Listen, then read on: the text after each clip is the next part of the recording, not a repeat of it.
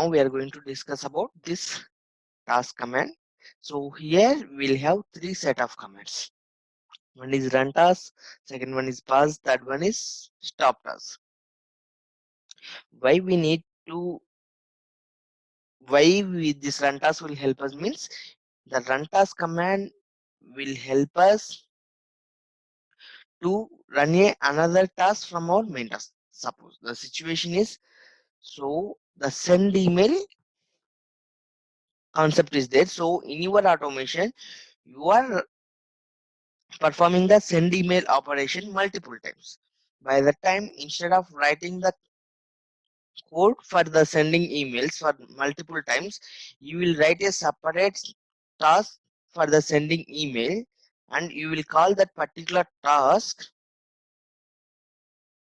whenever we require. So that means why it is required means, so for suppose if we are using a set of functionalities multiple times throughout our automation, by that time we will create the subtask for that set of functionalities and we will call that subtask whenever we require that functionality. So that's the concept of subtasks. So now we'll see how to run the subtask. First of all, here I'm creating two tasks. So first I'll create my custom variable v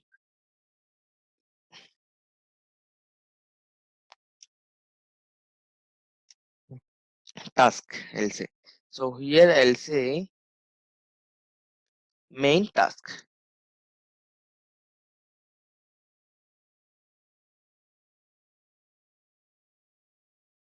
Okay. So now I'm going to save this.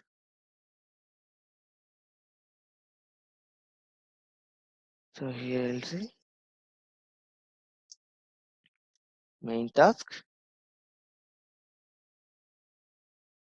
Okay. I'm going to create one more.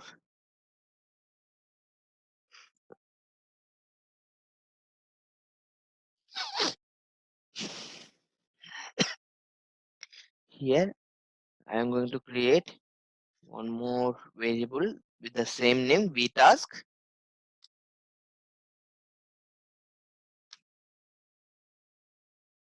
and here I'll say subtask.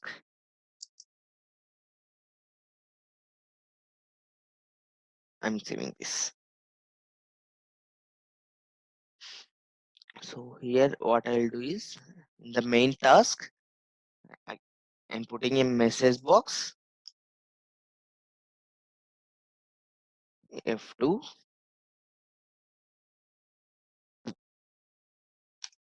vtask,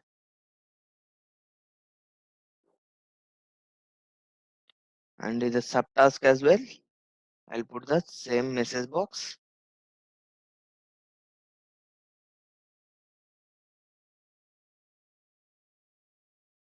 It.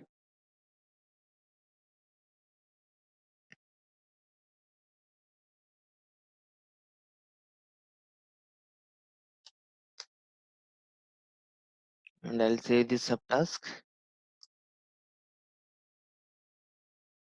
Now what I'll do is I'll go to my main task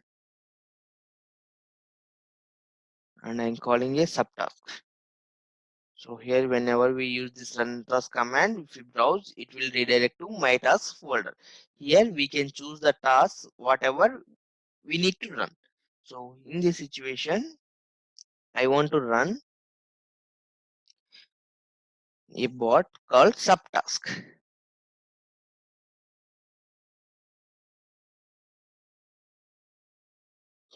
Subtask.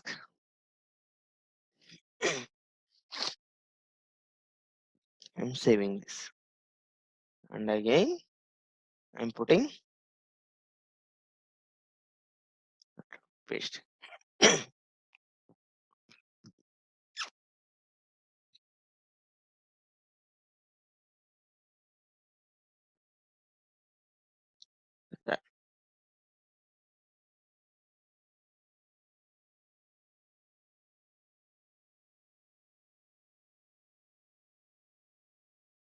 See, it's printed the main task, then it's went into the subtask. If we see the runtime window, see main task, arrow to subtask. That means this main task is calling this subtask. So in this subtask, it is printing subtask. And again, it came to main task, and again, it's printing main task. So like this, we will call the another task from one task. So here, see, what if we need to pass the values between these two tasks? That means, for suppose, in the earlier example, we need to send the email, but to whom we need to send the email? That means the to address will be decided by the main task, and the mail sending operation can be performed by the subtask. That means in this situation, our main task should pass the value for the two variable to the subtask. Right? So now we'll see how can we send the values from one task to another task. That means main task to subtask the same way, and subtask to main task. In some situations, we may get some values or result from the subtask, and we need to utilize that value in the main task. That kind of situations also may occur. So we need to understand how we can send the values from main task to subtask. In the same way, how can we get the values from subtask to main task? For that, see here I'll show. So in the same vtask command, I'm editing, I'm removing this one, saving this. So now if we run this program individually, what we'll get in this message box? Null. But whenever I send the value for this vtask from the main task one, that means here what we are saying, this value should come to the subtask. So that means this subtask will print the value as main task. Then after printing that, I'm performing a variable operation.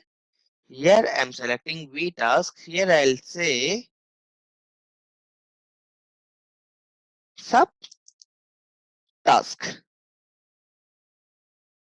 So I'm saving this. See now what will happen. So if I swap this vtask variable between main task and subtask, what it will do means, so I'll execute the main task. First, it will give this message box vtask, so that we'll get the output as main task. Then it will goes to the run task command. Then it will enter to here, and it will print this message box. Of course, here the value is null, but here along with this calling, I'll pass the value for this v task. So by the time this value will become main task, then what I'm doing is I am performing the variable operation, and I am overriding the previous value of v task. That means that main task will go away, and the subtask will be there in this v task.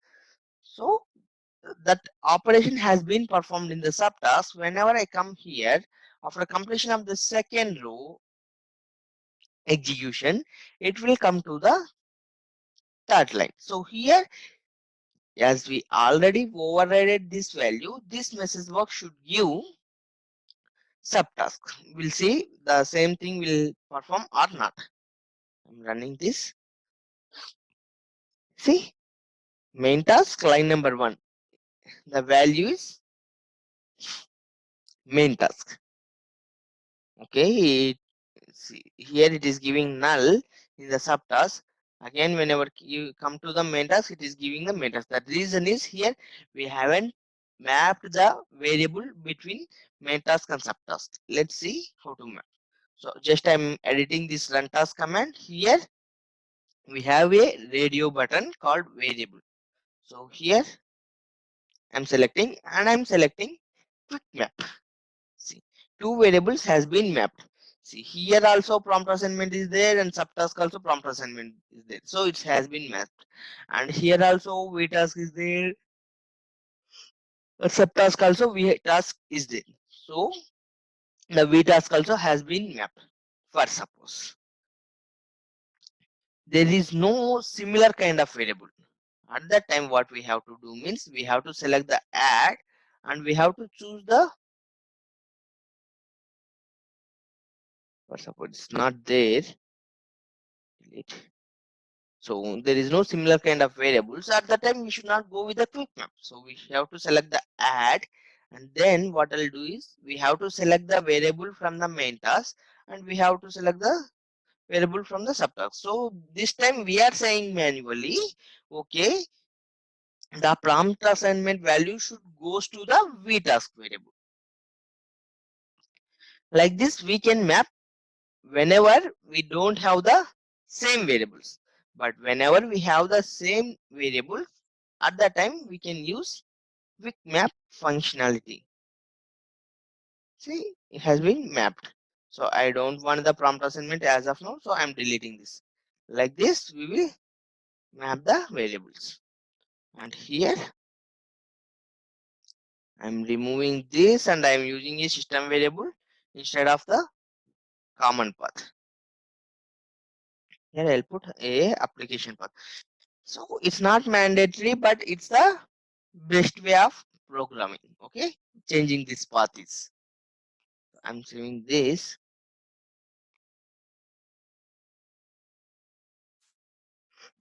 Now I am going to run this one.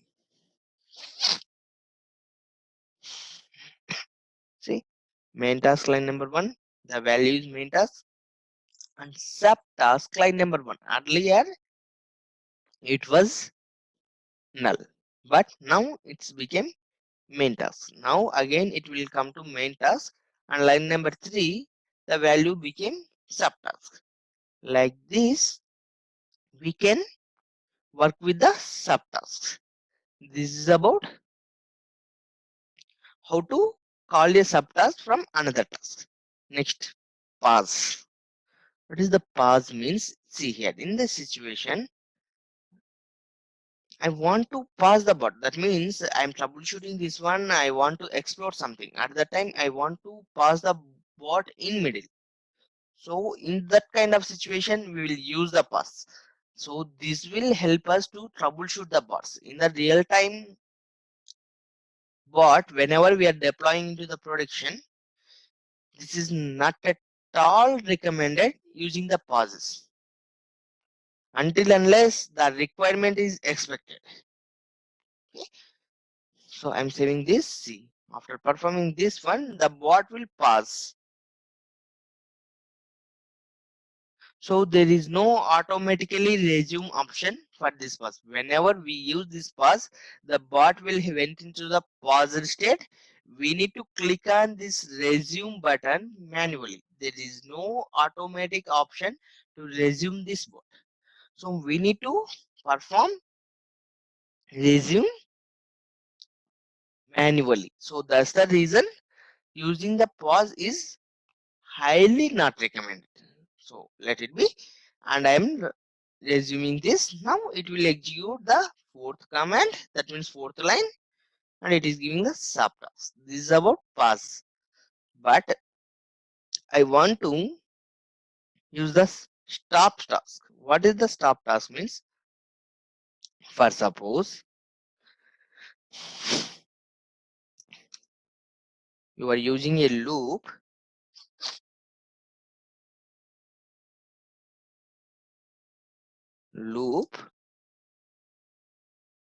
one, sorry, I equals to 1, okay, I less than or equals to 10,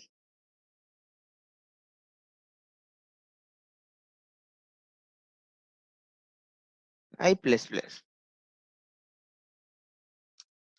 Here you will write condition if I value is equals to 5, then we need to stop the task.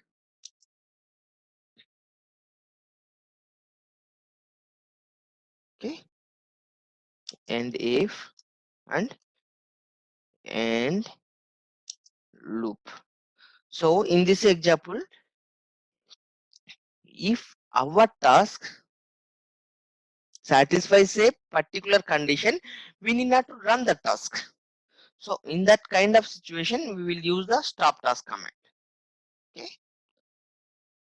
So here I'll show you how to do that. So here I'm not putting the any condition, but in general, the stop task command will be used inside a condition. Whenever that required condition satisfied, then we people will use the stop task command. But here see, so as per this one, it should not print this line number 5. After executing the subtask, the task should be terminate automatically. Main task. Again, it's went to the subtask and printed the main task. Now, whenever it came to the main task, and it's not printing this one, fifth line. Here, it is stopping the bot. So, like this, we will work with the stop task.